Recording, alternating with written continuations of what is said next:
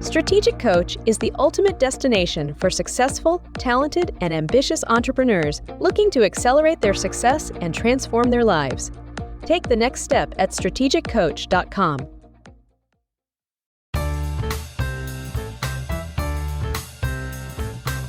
Hi, this is Dan Sullivan. I'd like to welcome you to the Multiplier Mindset Podcast.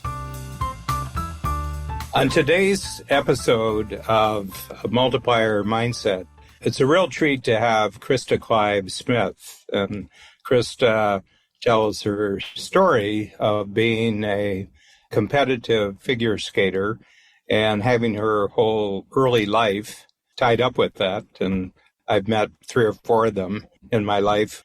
It sucks up all your time, but it does come to an end. And she tells the story. Hers was an accident which ended her career in a single day. I remember I was on a speaker platform. We were sitting backstage before I went on, and one of the other speakers was next to me. And this person was a Olympic champion and had won 2 or 3, I think, in consecutive Olympics, I think 2 or 3 medals. And I remember talking to her. She said, I get a feeling right now that my past is always going to be bigger than my future, because my whole life from before I was 10 years old was involved in this one activity. If I go and I'm a speaker today, it's like I'm only a speaker because of something that happened in my past, not something that I was going towards. So Krista, first of all, there's something very interesting about her. First of all, she's not unique in having your life bound up with a particular activity, and obviously a very skillful activity. But that's just your activity. That isn't who you are. And the fact that she had the courage to start all over again, we all have some real setbacks. Almost every entrepreneur I know, when you dig a little bit deeper and you ask them, what were the crucial jumps that they made? The jump was always something bad. And they, through internal capability, they turned it into a positive energy. Hi, my name is Krista Clive-Smith, and when people ask what I do, it's a bit of a complicated question. But if you've ever been to Disneyland, especially Disneyland, California, you can think of that as the working analogy for what we do. Because when you enter the gates of Disneyland, there are different lands within the park. There's Neverland, Tomorrowland, Toontown for the kids, and a monorail that connects all the lands to make it easy for guests to get from place to place. And so you can think of what we do as a virtual theme park for thought leaders. So people who have a deep expertise, who are industry experts in a nonfiction topic. And the different lands within our park are writing land, personal branding land, publishing land, speaker land, and our newest kind of broad umbrella is Empire Thought Leadership. And our Little Kids program, which is the Toontown of our theme park, is called Little Authors, which helps little kids write books and become published authors when they're young. So my passion for entrepreneurship, I think, is an innate thing. I've been, since the time I was a little kid, I've been really just watching how things worked and really had a spirit of entrepreneurship and sales and all of those things. But truthfully, every company I've ever built was born from a need that I had as a consumer, but couldn't find in the marketplace. So for example, with Little Authors Academy, I was a kid author, but there was no mechanism to actually become published in those days.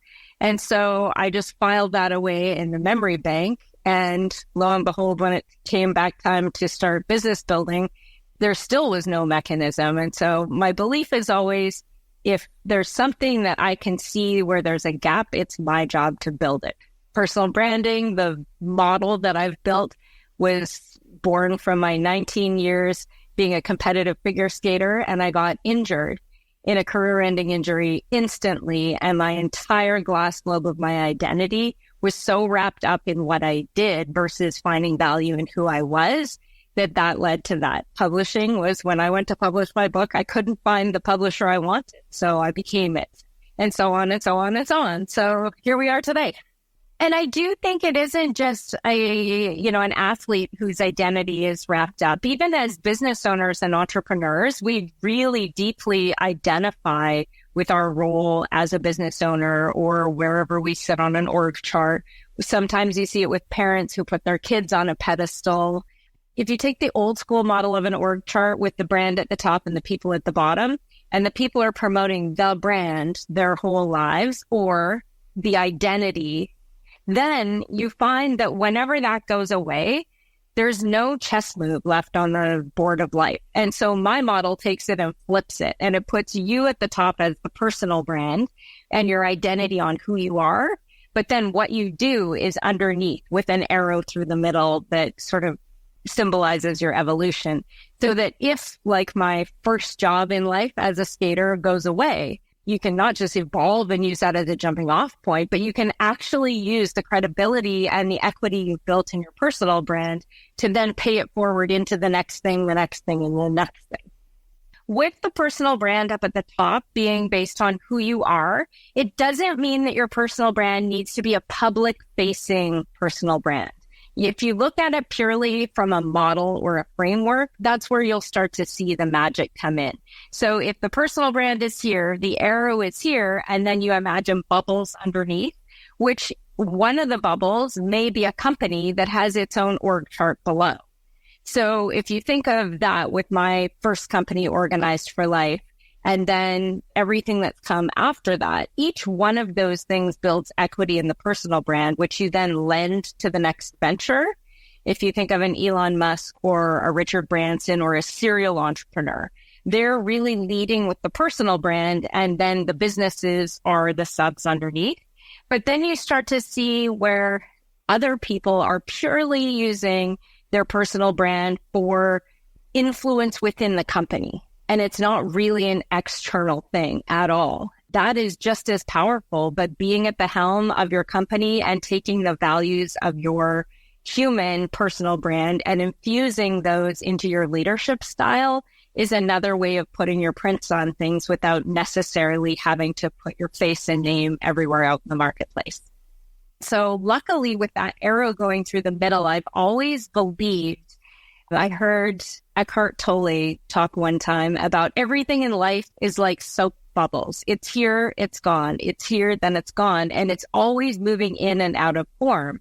And that attachment really is the root of all suffering. So one of the great things that I've been working on in my own mindset practice is releasing my attachment to not only things, but to allow the seasons of our life to change and to have the courage to change along with them and to make big, bold moves. So, for example, with that first company I referenced, Organized for Life, I built it the exact wrong way. Like brick by brick with my own two hands, I built a prison that I was living in. And I was sitting at the investor table with the term sheet in front of me for the North American expansion. At that point, we had locations in Vancouver, Calgary, and Toronto in Canada.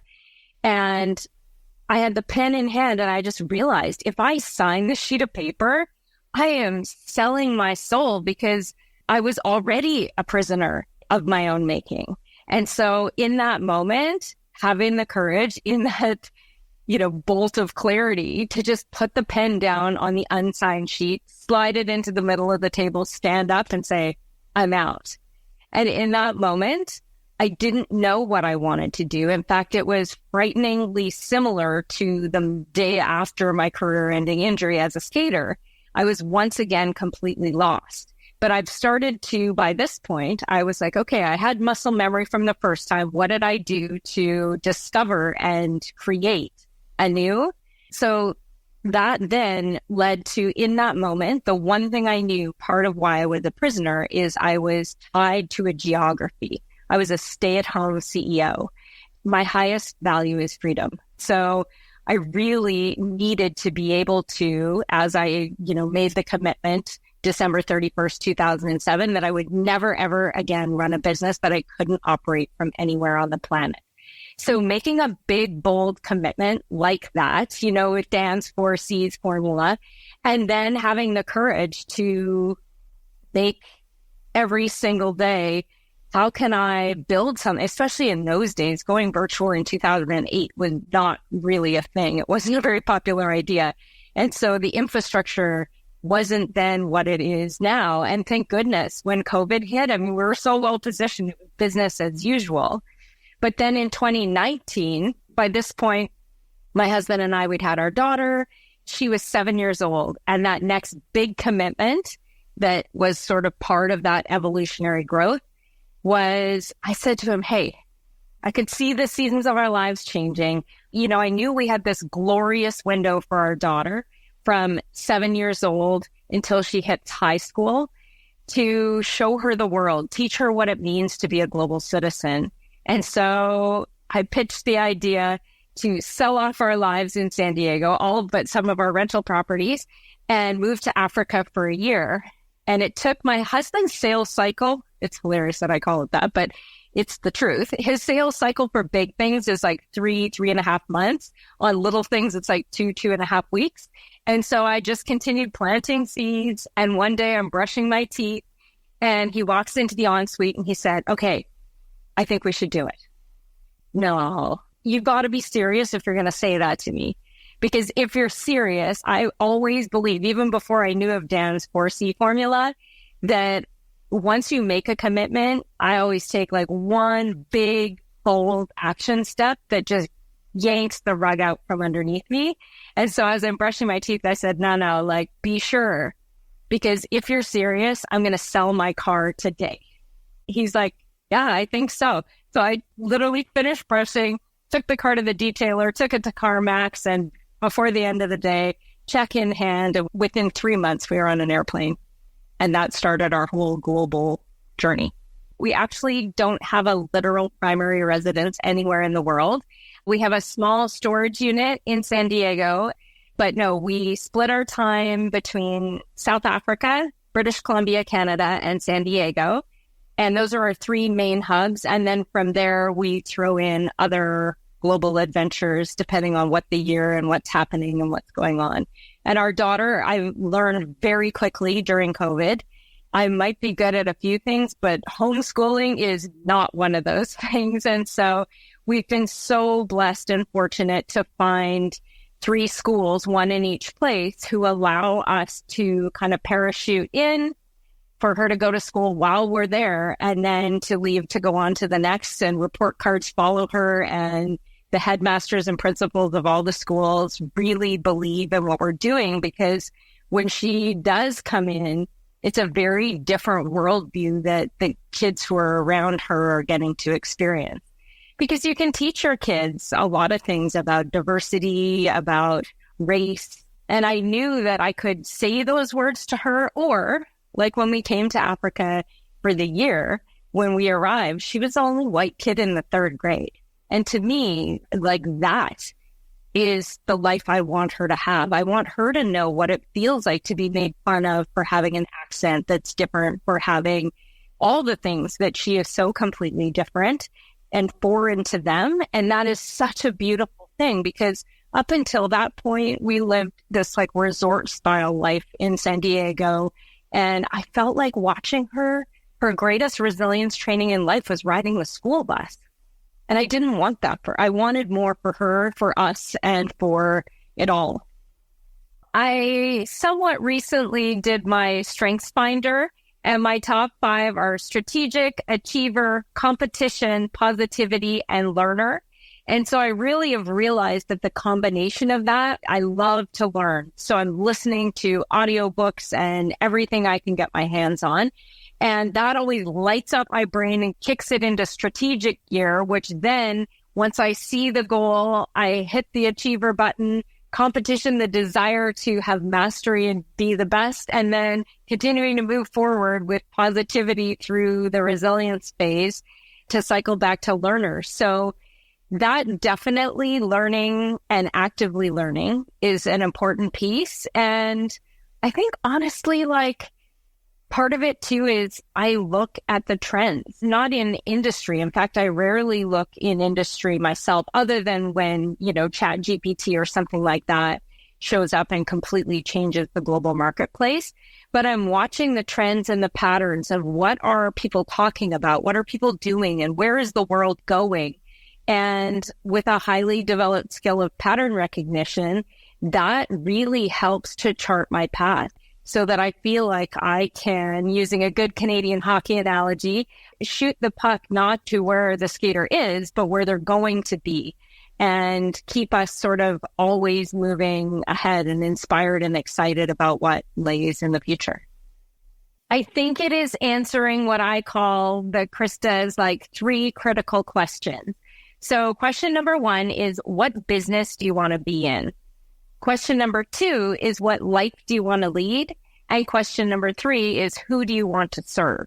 And questions 1 and 2, you can think of them almost in an infinity loop, because every business decision that you make as far as what business you actually want to be in, what do you want to be doing each day when you get up and go to your work hours, that has a lifestyle implication. And every lifestyle decision you make has a business implication.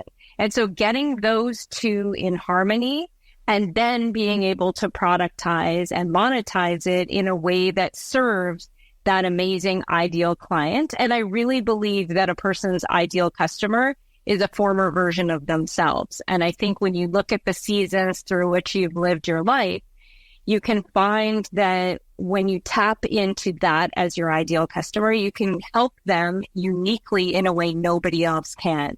And you can continue to lay the foundation for an evolutionary customer journey that then, as you continue to grow and evolve, creates a long tail of opportunity for the customer to consume as well.